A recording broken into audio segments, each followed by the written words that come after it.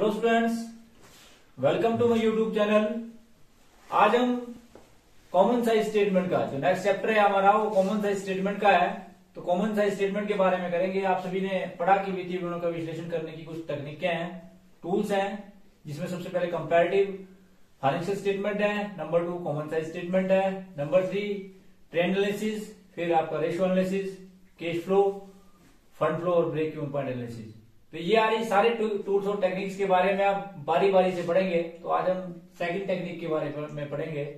What do mean by common size statement, common size financial statement से आप क्या समझते हैं, या व्हाट डू कि इसका क्वेश्चन सबसे पहले ये अराइज होता है कि कॉमन साइज स्टेटमेंट की आपको आवश्यकता क्यों पड़ी, क्यों आपका काम जो है वो कंपैरेटिव फाइनेंशियल स्टेटमेंट से नहीं चला।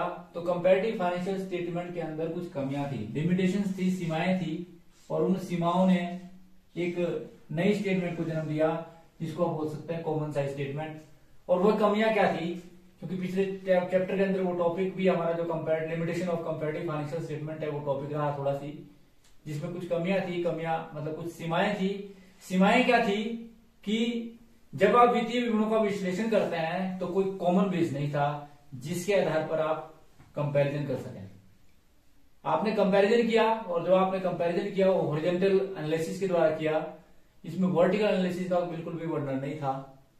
तो उस कमी को दूर करने के लिए जो है वो कॉमन साइज स्टेटमेंट का जो है आरंभ किया गया। एक नए स्टेटमेंट के द्वारा जो है वित्तीय विवरणों का विश्लेषण करने की कोशिश की गई। अब बात आती है कि कंपैरेटिव जो आपकी स्टेटमेंट है, जो कंपैरेटिव आपकी फाइनेंशियल स्टेटमेंट है, उसके अंदर कमियां क्या थी। कमी ये थी कि कोई भी कॉमन बेस जिसके आधार पर आप वित्तीय विवरणों का विश्लेषण कर सकें, जैसे फॉर एग्जांपल आप टोटल असेट की तुलना में अन्य असेट कितने वेरी कर रहे हैं, उनमें कितना परिवर्तन हो रहा है, या टोटल लायबिलिटी की तुलना में अन्य लायबिलिटियों में कितना परिवर्तन हो रहा है। इसी प्रकार से फंड फ्रॉम ऑपरेशन से यानी कि नेट सेल से अन्य जो मदे हैं एक्सपेंसेस की या प्रॉफिट एंड लॉस अकाउंट की, statement of profit and loss account की, उनके बीच में क्या अंतर है या क्या परिवर्तन हो रहा है उसके बारे में आपको पता नहीं लगता है। तो इसलिए उस कमी को दूर करने के लिए हमने जो है वो कंपैरेटिव कॉमन साइज स्टेटमेंट का यूज करेंगे हम। नंबर 2 बात उसके अंदर कमियां ये थी कि हम जब वित्तीय विवरणों का विश्लेषण करते हैं तो कंपैरिजन करने के लिए कोई कॉमन बेस मतलब तुलनात्मक अध्ययन करने के लिए कोई ऐसा कॉमन बेस का कोई स्टैंडर्ड नहीं था कि जिसके आधार पर वित्तीय विवरणों का विश्लेषण कर सकें। तो उन कमियों को जो दूर किया जाएगा वो कॉमन साइज स्टेटमेंट के अंदर किया जाएगा। तो what do mean by common size statement, common size statement क्या होती है। तो common size statement are those in which individual figures are converted into percentage to some common base. अर्थात सिंपल सी बात है, अगर आपको समझाऊं मैं, क्योंकि ये चीजें आपको तब समझ आती है जब आपको बड़े साधारण शब्दों में समझाया जाता है। हम क्या करते हैं इसके अंदर कि हम किसी चीज को कॉमन बेस लेते हैं। हमारा जो कॉमन बेस होगा इसमें वो होगा जी एक इंडिविजुअल आइटम्स का जो कॉमन बेस होगा, या तो वह टोटल असेट होगा। टोटल असेट को 100 माना जाता है। टोटल असेट को 100 माना जाता है सबसे पहले। अगर असेट की आप असेट के बेस पर आप शुरू करते हैं, टोटल असेट आप सभी जानते हैं करंट असेट और नॉन करंट असेट का टोटल जो है टोटल असेट होता है। करंट असेट टोटल असेट की तुलना में कितने हैं। करंट असेट में भी इंडिविजुअल आइटम कि करंट असेट में cash in hand current asset की तुलना में कितना है, सन्डी डेटर्स करंट असेट की तुलना में कितने हैं। इसी प्रकार से अन्य जितने भी करंट असेट है वह टोटल असेट की तुलना में कितने हैं। इसी प्रकार से टोटल असेट को लेते हैं कि फिक्स असेट टोटल असेट की तुलना में कितने हैं, फिक्स असेट जो है वो टोटल असेट की तुलना में जो है वो कितने हैं। तो इसी प्रकार से अर्थात सिंपल सी बात है कि इसके अंदर हम टोटल असेट को 100 मानते हैं। करंट असेट यानी cash in hand divide by total asset.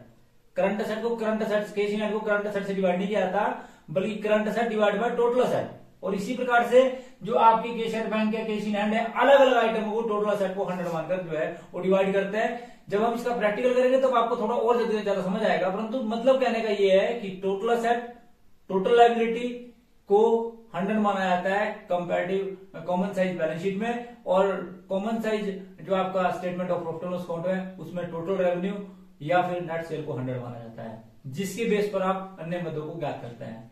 अब बात आती है कि ज्ञात करने का तरीका क्या है। जैसे फॉर एग्जांपल आप कॉमन साइज बैलेंस शीट की बात करें तो अगर आप लायबिलिटी साइड की बात करें तो लायबिलिटी साइड में जैसे current liability divide by total liability multiply by 100। इसी प्रकार से लॉन्ग टर्म लायबिलिटी या non current liability divide by total liability multiply by 100। Equity general liability का टोटल आएगा। ध्यान रखना इक्विटी जनरल लाइबिलिटी में कैपिटल भी शामिल होती है, शेयर होल्डर फंड भी शामिल होता है। तो लाइबिलिटी में केवल मात्र टोटल लाइबिलिटी का 100 नहीं लेना है, बल्कि इक्विटी जनरल लाइबिलिटी को 100 मानना है। यहाँ इस बात का भी ध्यान रखें क्योंकि वर्टिकल फॉर्मेट के अनुसार लाइबिलिटी साइड का टोटल जो है इक्विटी जनरल लाइबिलिटीज के टोटल को टोटल मानते हैं।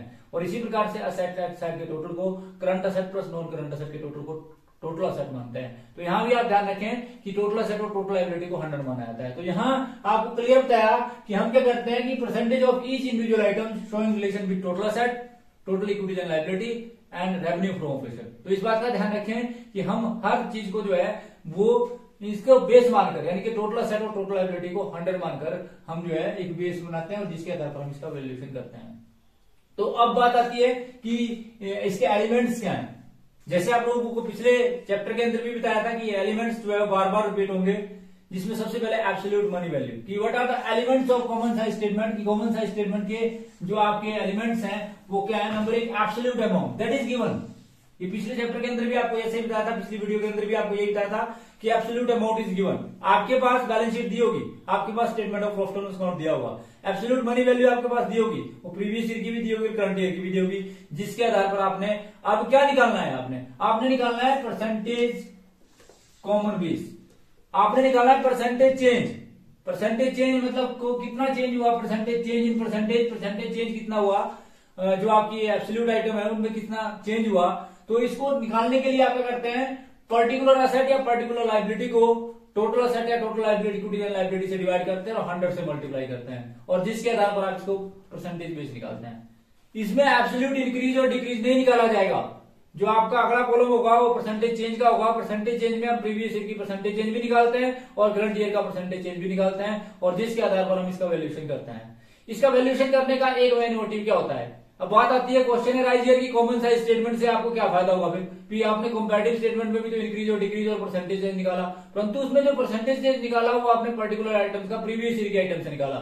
आपने टोटल असेट और टोटल लायबिलिटी को 100 मान के नहीं निकाला है।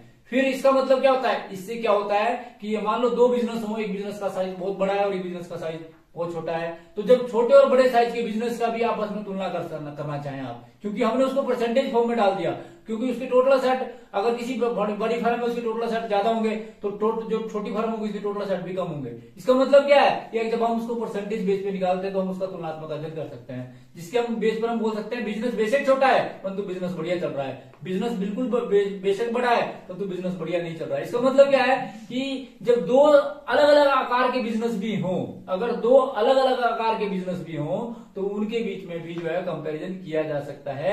ये इसके अंदर जो एक खासियत है, तो इसलिए हम कॉमन साइज स्टेटमेंट को जो है कॉमन साइज जो बैलेंस शीट है, common size statement of profit and loss account उसको अपनाते हैं। तो ये जो इसके टूल्स थे जिसमें आप लोगों को पता लग गया, जो याद रखने बहुत जरूरी है, एब्सोल्यूट मनी वैल्यू आपके पास गिवन होगी, आपने परसेंटेज चेंज निकालनी है। परसेंटेज चेंज को निकालने के लिए आप क्या करते हैं, पर्टिकुलर असेट जैसे cash in hand divide by total asset multiply by 100, cash at bank divide by total asset multiply by 100, other current asset divide by total asset multiply by 100।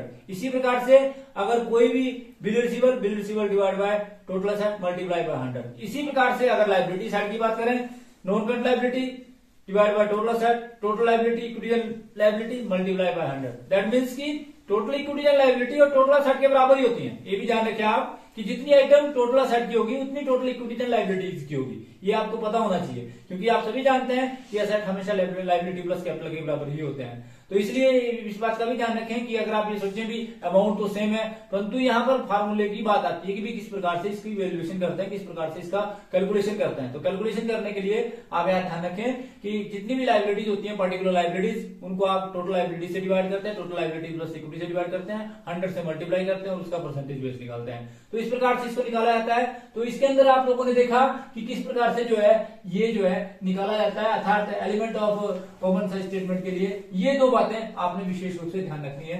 और बातें जो छोटी छोटी बातें हो तो चलो बात की बात है, परंतु ये दो बातें आपने बिल्कुल ध्यान रखनी है कि एक तो आपको कंपैरेटिव एब्सोल्यूट अमाउंट और comparative common base for percentage change में जिसमें आप निकालते हैं तो किस प्रकार से इसको निकालते हैं वो आपको बताया। उसके बाद अब बात आती है कि what are the purpose, what are the objective और utility.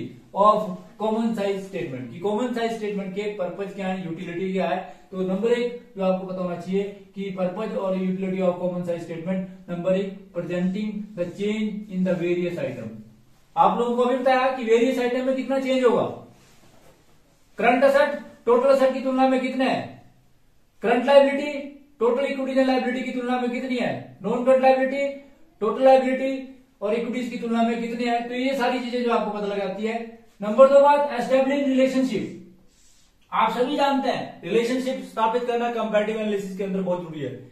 You have to relation with other items, total assets की अदर असेट्स से या टोटल इक्विटीज एंड लायबिलिटीज की अदर लायबिलिटीज या कैपिटल से आप तुलना करते हैं। जैसे इक्विटीज एंड लायबिलिटी में कैपिटल से तुलना करनी हो तो आप capital divide by total equities and liability multiply by 100। तो इस प्रकार से इसके बीच में जो है एस्टैब्लिश रिलेशन स्थापित किया जाता है, जिसके आधार पर हम वित्तीय विवरणों का विश्लेषण करते हैं। उसके बाद आप सभी जानते हैं providing common base for comparison. अभी आप लोगों को बताया कि बिजनेस छोटा हो या बड़ा हो, एक कॉमन बेस मिल जाता है जिसके आधार पर हम कंपैरिजन करते हैं।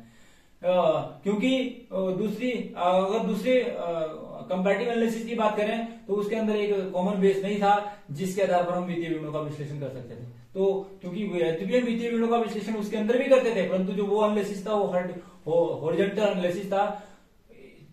कई बार ये क्वेश्चन आपसे पूछा जाता है 1 नंबर का कि कंपैरेटिव एनालिसिस का जो दूसरा नाम है वो क्या है। तो कंपैरेटिव एनालिसिस का कंपैरेटिव फाइनेंशियल स्टेटमेंट को दूसरा नाम दिया जाता है हॉरिजॉन्टल एनालिसिस, जबकि कॉमन साइज जो आपका स्टेटमेंट है, फाइनेंशियल स्टेटमेंट है, इसको दूसरा नाम दिया जाता है वर्टिकल एनालिसिस। तो इस बात का भी ध्यान रखें आप। Horizontal analysis also called dynamic analysis और vertical analysis also called static analysis. ये भी आप लोगों को पता होना चाहिए। सब्स्टिट्यूट नेम आपको याद होने चाहिए ताकि आप लोगों को किसी प्रकार का समस्या का सामना न करना पड़े। तो ये आप लोगों को बताया कि इसके क्या पर्पज थे और क्या इसकी यूटिलिटी थी, क्या इसके दूसरे शब्दों में ऑब्जेक्टिव्स थे, तो वो आपको बताया। उसके बाद अगला जो है ये इसके टाइप्स क्या है। जैसे कंपैरेटिव स्टेटमेंट के 2 टाइप्स थे, कॉमन साइज स्टेटमेंट के भी 2 टाइप्स हैं। Number 1 common size balance sheet और number 2 common size statement of profit and loss account.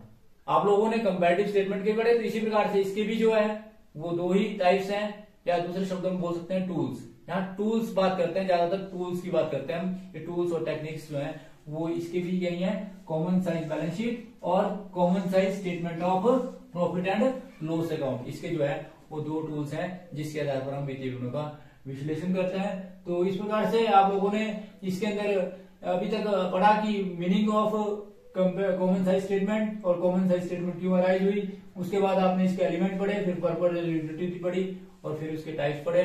तो thanks for watching the video. Please like, comment and subscribe my channel. Thank you.